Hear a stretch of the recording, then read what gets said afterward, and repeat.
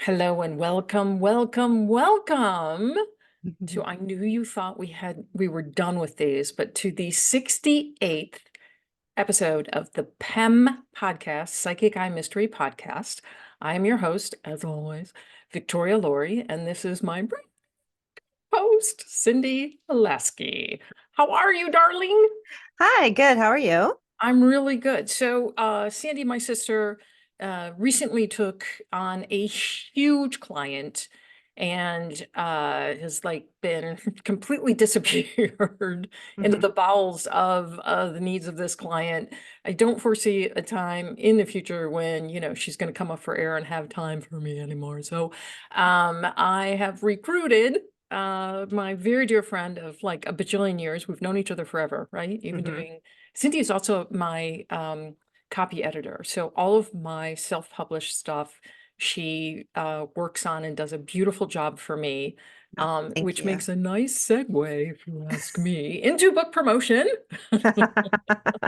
A Ghoul's Gotta Do. This is number 11 in the Ghost Hunter Mystery Series. I said for 10 years that I was never bringing any more of the series, to four. I was never going to write an 11th volume, and here we are. Never say never until a really good idea strikes you and you cannot wait to write it. And it's the scariest one yet. Yeah, I sent the manuscript to Cindy and I'm like, it's super scary. Maybe you want to read it like in the daytime. So you did, right? Basically read it Yes, in the yes. daytime. Yeah. Read it in the daytime. In the daytime. I try and scare you. I try and scare the pants off of you. That is my whole goal with this series. I try and make it, a good mystery too. So hopefully it was that. And reviews have been wonderful so far. So get you a copy. It's available currently on Amazon in both ebook and in paperback. It's soon to launch on BNN. If I can ever figure out their freaking formatting, it's driving me crazy. I might need your help on that one, actually.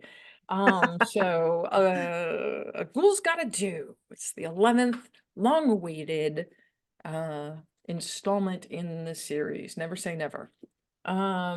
Featuring all of your favorites. Gilly is back, Heath, MJ, the whole squad is back for Yeah, an and I intriguing. didn't realize like how much I missed them, and because we get Gilly in other places, Yeah. but that chemistry of those characters, I'd forgotten how much I missed them, and then Oh, just reading him again, my heart was so full. I'm so glad. I'm so glad. I do, I will say my favorite two chapters of any chapters in that entire series, I think, are the 19th and 20th chapter. Um, there's a personal sacrifice that MJ makes that um like I'm writing and I'm crying. It's like that scene from, I think it's As Good as It Gets with Diane Keaton, right? Hmm. Yeah. She's on the computer and she's laughing and she's crying and then she's crying and she's laughing. That's me. That was me basically writing it. I have the best anecdote. I have been waiting and waiting and waiting to share this one. A couple of weeks ago, I was reading for a brand new client, never read for her before. Her mother came in very, very strong. And my client was, I think, in her 60s, mid to late 60s, I believe. Hmm. I knew nothing about her, nothing about what she did. And her mom came in, and her mom was so expressive and so full of information. She was really wonderful. And she kept saying that in her day when she was alive, she was a very, very smart woman who was sort of underestimated her entire life. And I'm trying to like make the point to my client almost as if like I needed to convince her how smart her mother was. And she was agreeing with me. She's like, yes, my mother was brilliant. And I said, if she had been born in a different era, she would have been a scientist. And my client got a little quiet. But, I'm still involved in listening, tuning in to this mom from the other side. And I said, in fact, on the other side, she's showing me that she's literally in a laboratory hovering over people in lab coats, and she's trying to influence them in a way that will advance science. Like I literally see her um, looking over the shoulder of someone in a lab coat like down at a petri dish. And my client goes, well, that's what I do. And I'm like, what? She goes, I build hearts from stem cells. So she's in the research of building hearts from literal hearts, human hearts from stem cells. And her mother was like trying to help that process along. And so her mom was talking about the advancement of this, and that within 12 years, like, you know, by I wanted to say, from what I remember, like by 2035, if you need a new heart, you just go and, you know, check yourself into the hospital and they grow one for you, you know, based on your genetic composition, and you walk out with a brand new ticker. Like, it was That's about, incredible. that's literally when I'll probably be due for one. So that's cool. Won't we all, Cindy? Won't we all? Like right around that time. Well, this one's used up. Let me go. And, you know, the most amazing thing was my client was actually also working with a woman who was in the middle of growing lungs. So if you need new lungs or you need a new heart, hang in there, because within, you know, 10 to 12 years, truly, all you have to do is check yourself in and you know, and out you go. Done. Cool. Yeah. Yeah. So it's, you know, heart disease, number one killer in America.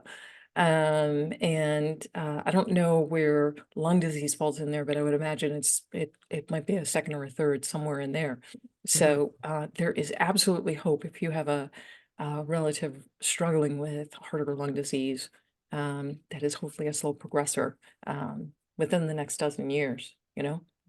I thought Wow. it was such an amazing reading, like so amazing, sort of to get that glimpse of, you know, of like such an incredible sort of miraculous thing coming, you know, that's been part of sci-fi for 100 years and is actually coming to reality within the next 10 to 12. So it was really an Yeah. amazing reading.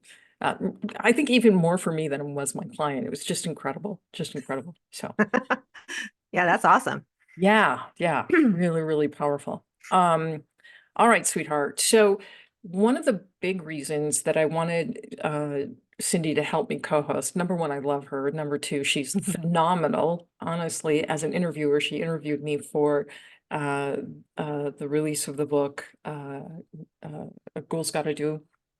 And I just heard nothing but Cindy's great. So like, okay, I'm a huge fan too. This is awesome.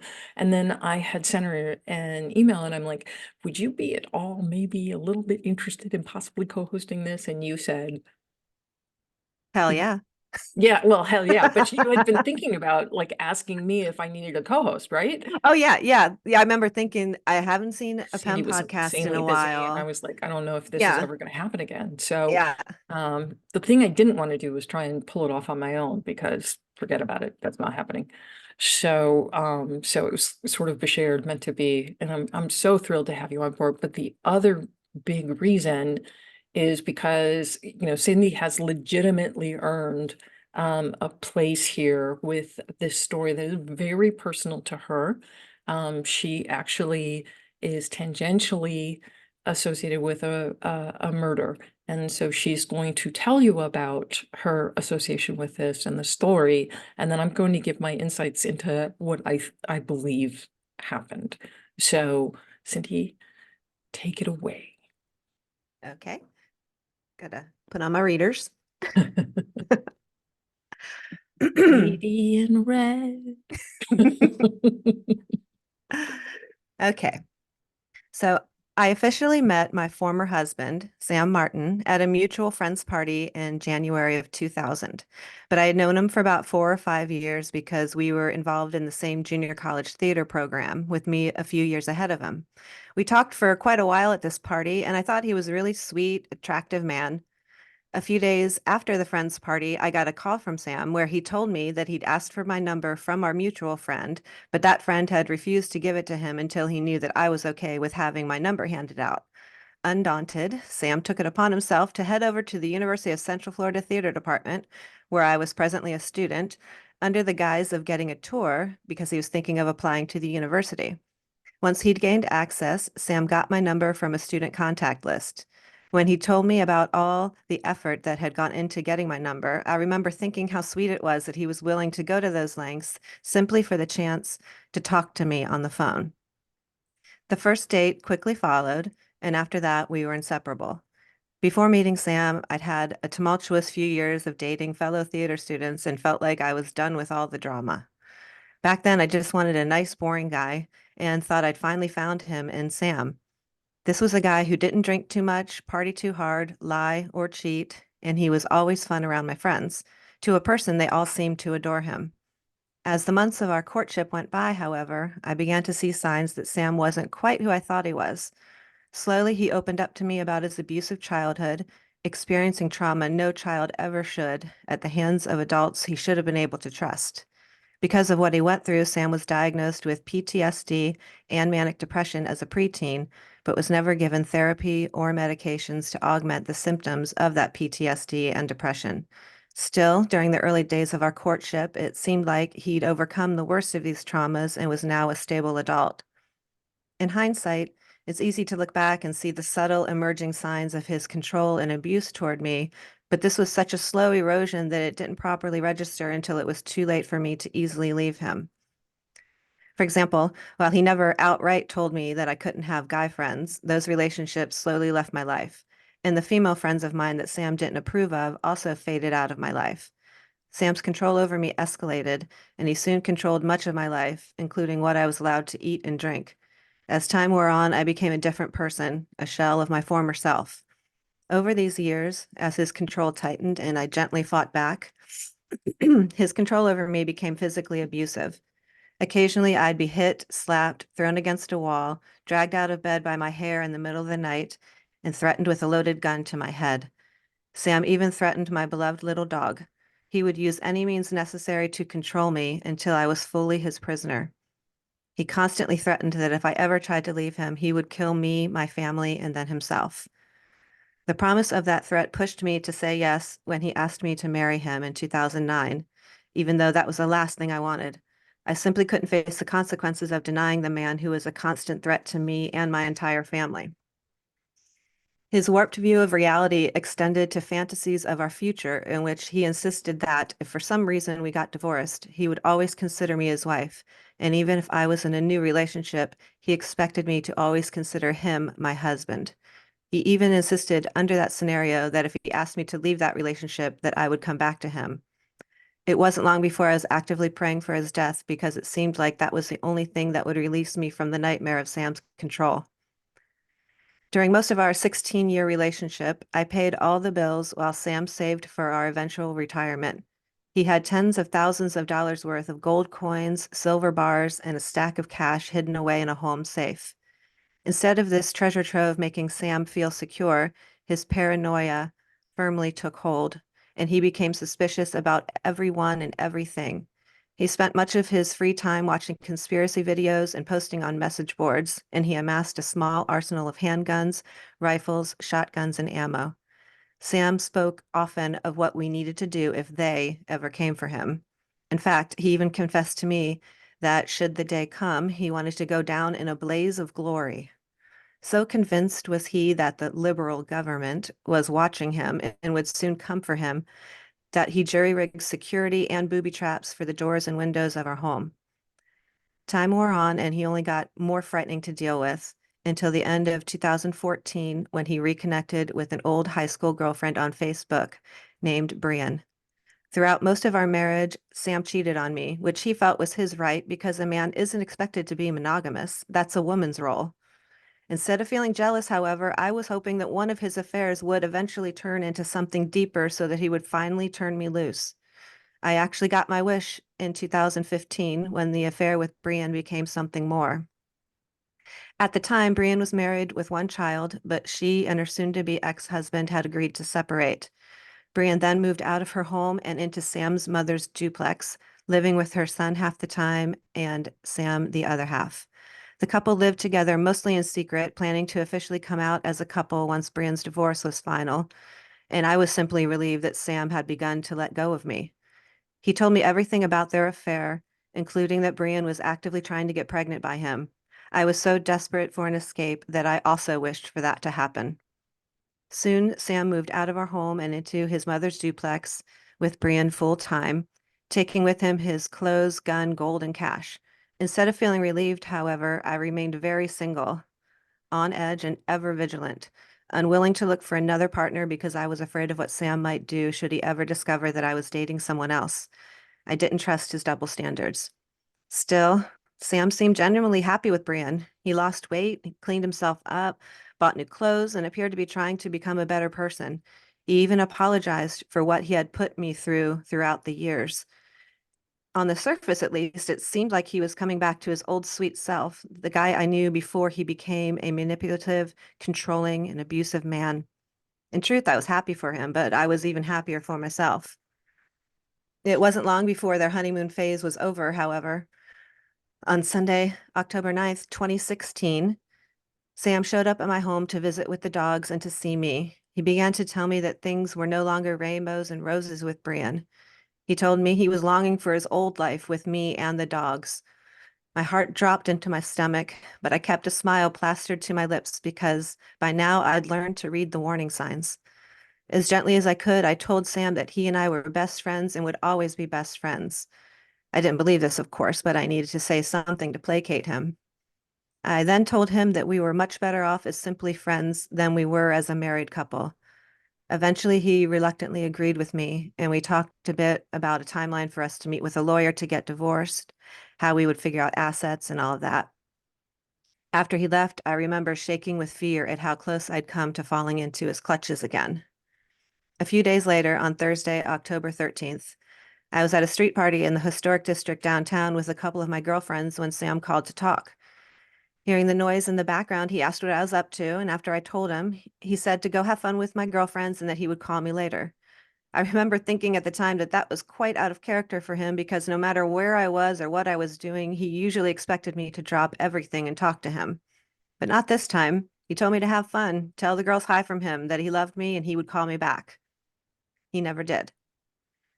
Around 5 a.m. on Saturday morning, October 15th, I was startled awake from a nightmare in which Sam had come home, burst into the bedroom, and was yelling at me and furious.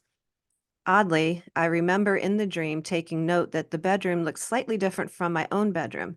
Things were oriented slightly differently, and the closet door in my dream had slats in it, where my actual closet door was solid.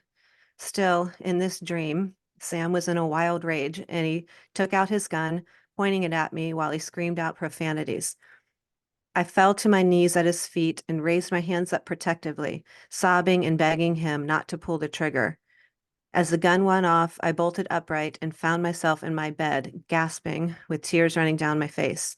My immediate thought when I realized it had only been a nightmare was, I'm going to be afraid like this for the rest of my life.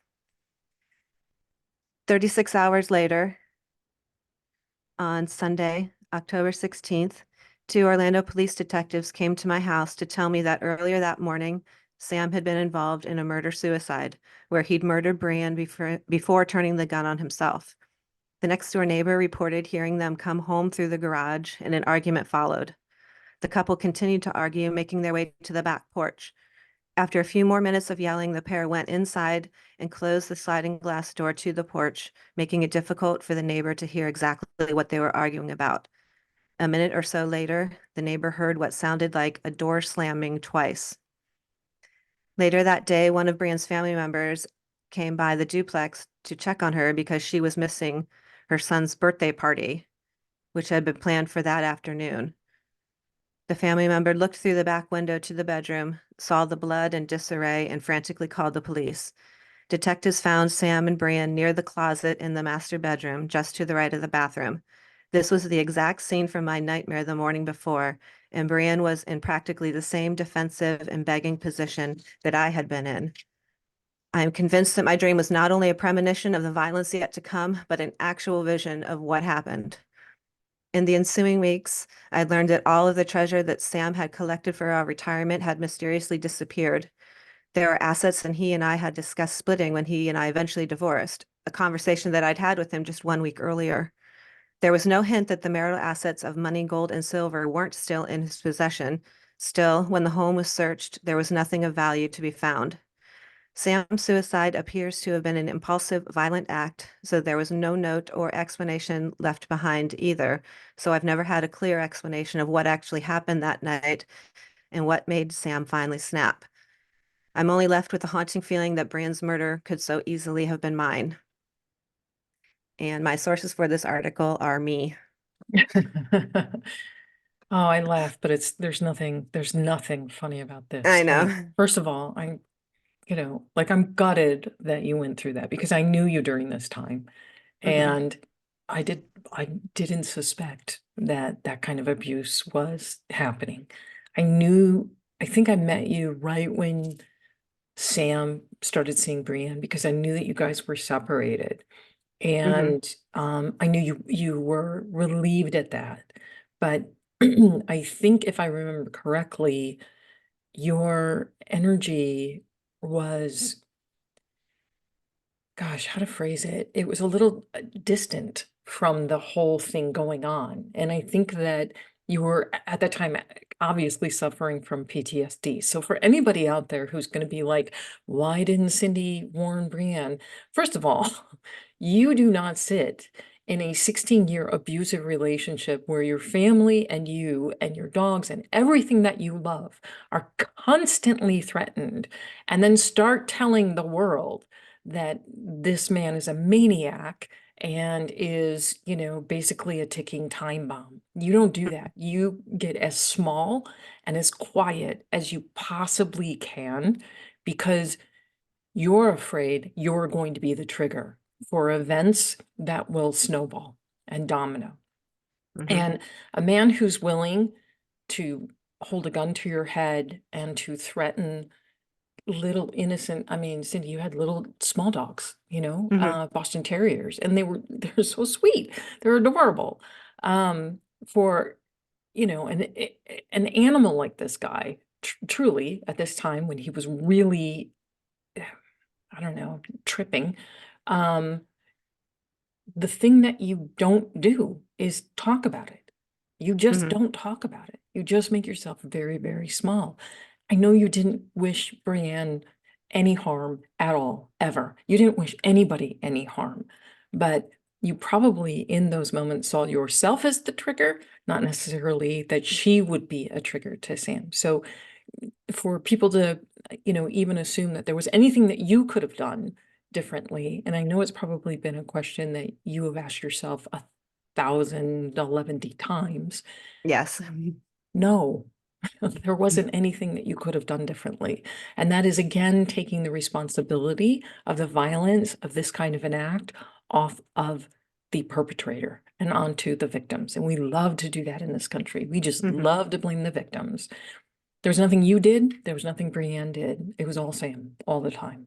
I want to ask you though, because I am getting, when I look at his energy leading up to the final sort of years with you and then into his years with Brienne, did you ever see any signs of schizophrenia? Do you know?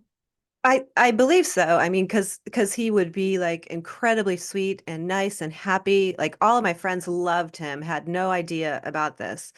But one thing would just set him off, and then he would be the dark person. Like his eyes would completely change. Like they'd almost go black because they were a gorgeous blue.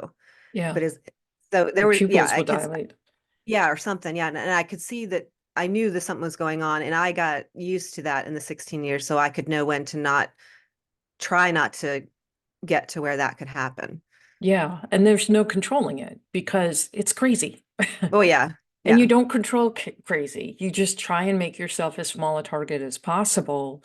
And in those moments when he's coming undone, you are doing your level best to remain calm, like everything's fine, and not feed into his mania, his hysteria, his crazy, his Hmm. violence, his unhinged. I'm picking, I have specific symbols for different mental illnesses. I'm by no means, a psychiatrist, a mental health expert by any measure, but over the years and reading thousands of people, you can kind of pick up different symbols, different metaphors, different senses that people have different kinds of psychoses, right? With Sam, I keep getting my symbol for schizophrenia is a lightning bolt. And it's a lightning bolt, I think, probably because the electricity in the brain goes, kind of goes wonky. So when I look into his energy, what I see is that lightning bolt. Now, he could have been bipolar. He could have been, schizophrenic. He could have been a combination of all of those things. What he was, honestly, was unbalanced. He was very unbalanced. His brain chemistry wasn't right.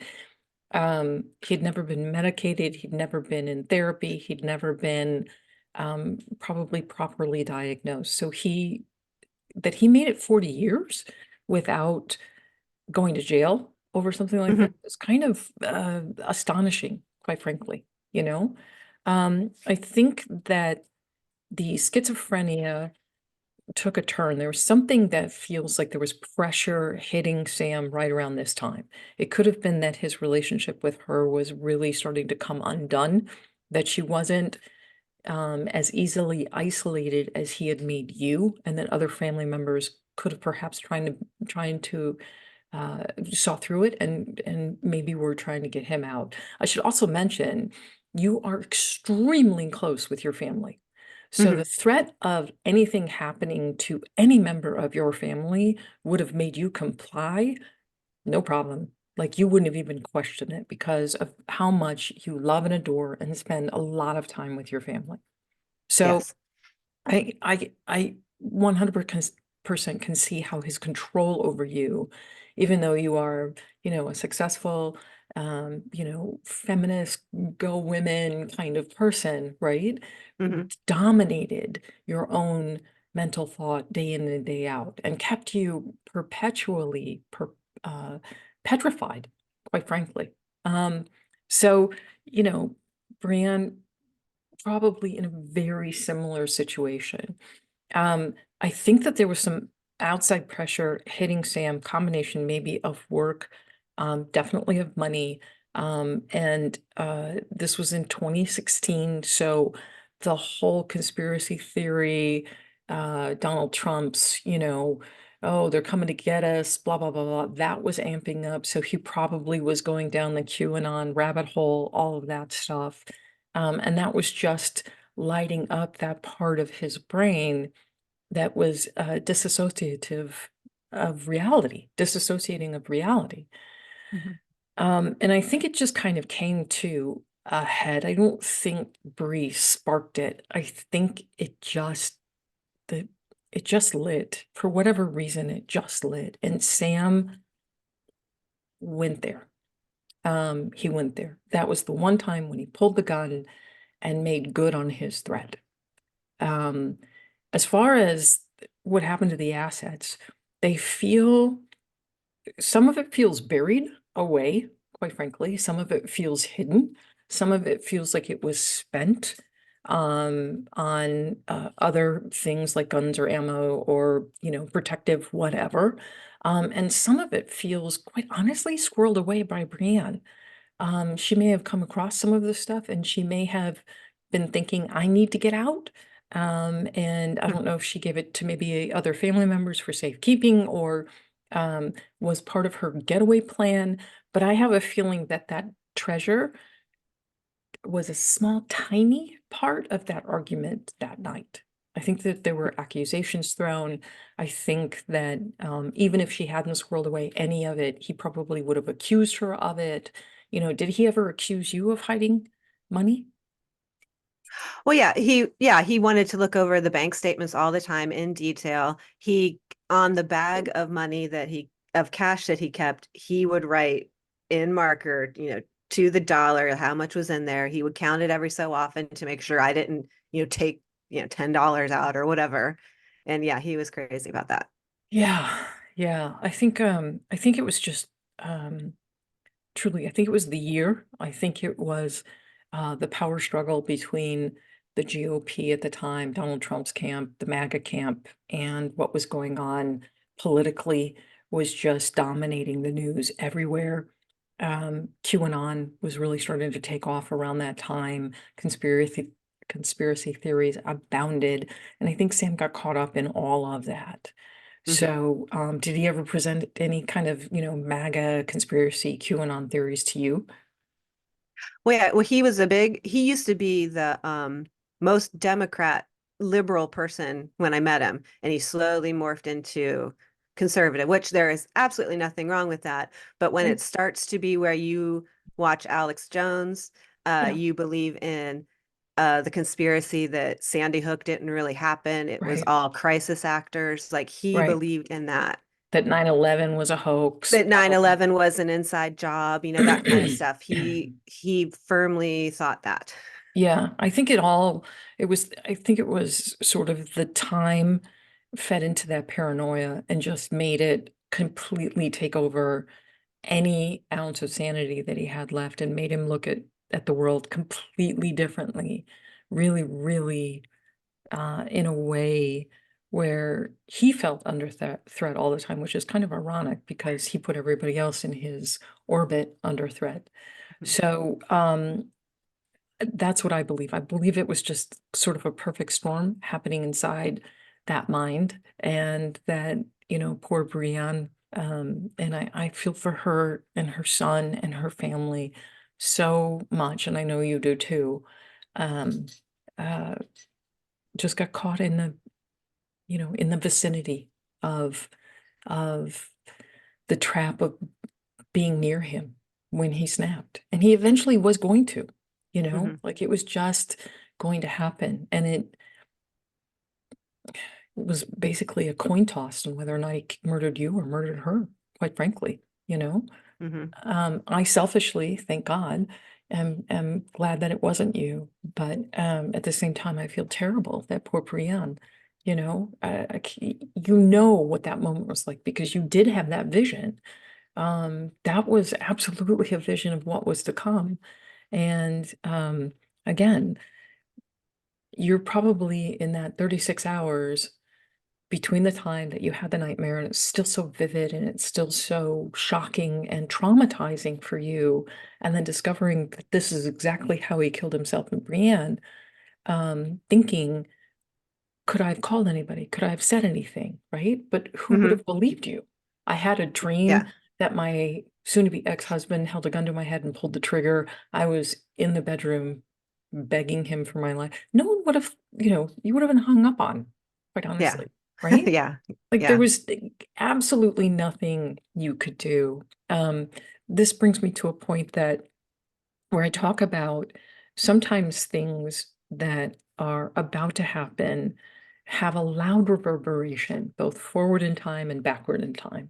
So, like 9/11 is a perfect example. A few days before 9/11, I went to bed and couldn't get out. And another dear friend of mine, who's a very gifted medium, went to bed and couldn't get out of bed. And we both thought, oh my gosh, I'm going insane. Why can't I get out of bed? I was so devastated, so sad, so upset, didn't have a place for what was about to occur, but I just felt like something awful was about to happen. Fast forward 2 or 3 days, boom, 9/11 happens. And it turns out that there were, I think, many people that were feeling disquiet, upset, traumatized in the days leading up to the event, as much as they were feeling it during and after that event. Mhm. Energy like this reverberates forward and backward. And so the event of Sam murdering Brianne and then committing suicide reverberated, and it reverberated at you. And I think that your subconscious put you in the moment of his snap because it was reverberating back toward you. So this wasn't anything that you could change, but because of your close connection with him and because you're fucking intuitive yourself, you picked up on it. So it's like picking up on a radio signal that's loud. And I think that a lot of people who don't understand how intuitive they are sometimes pick up these very frightening, kind of traumatic sort of sensations or images or visions, and they get terrified of them, rightfully so. But it's because that radio signal is emanating out from the source, which may be a few days forward in time yet to come. Mhm. So again, Cindy, I'm, just devastated for you that you went through that, that you've been living since 2016 with the knowledge that this person that you once honestly loved and cared about would do this, do this terrible, heinous, horrible, awful act. Um, so I'm sorry. Sorry about that. Well, thank you. Yeah. No, it's it, of course the first year was very hard and I had the survivor's guilt going on, but now I'm thankful for every day. I have Yeah. wonderful, kind boyfriend now, so Yeah. every Yeah. things are looking rosier. Yeah. We love this guy. He's like, he is, Cindy does a lot of really fun things in her life. I envy her because, she's up for anything. You kind of say yes to everything, which I think is so fantastic. And I'm constantly seeing, photos on Facebook of you, having fun at, the Harry Potter, what is it? Oh, the Wizarding World of Harry Potter at Yes. Universal Studios. Yes, yes, regular visitor there, you and Yes. your boyfriend. So you guys enjoy the same kind of um YOLO, you only live once, which I love, which I absolutely love. So, couldn't be happier that you found someone who's just bubbly and sweet and considerate and kind and loves to do fun things with you. I think that's wonderful. So from that standpoint, it worked out.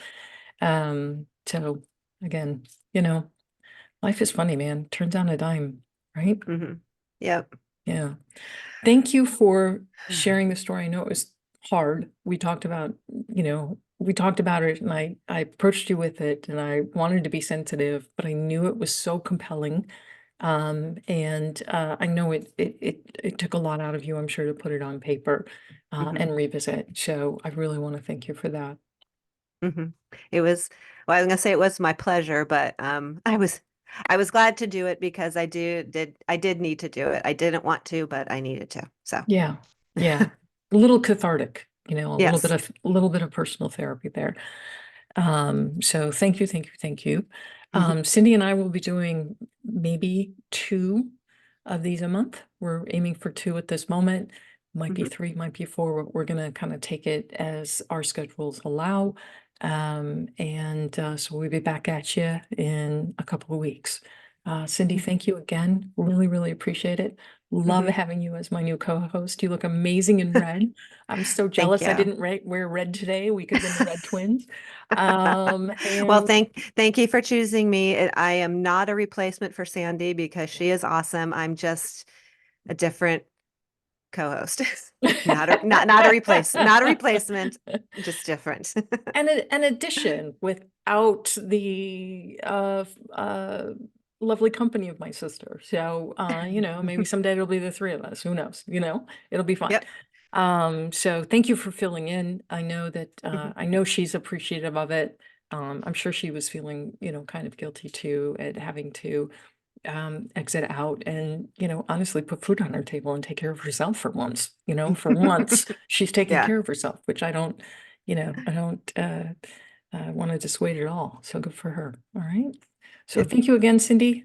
Thank you everybody Mhm. for tuning in and we will see you in a few months. Okay. All right. Bye everybody.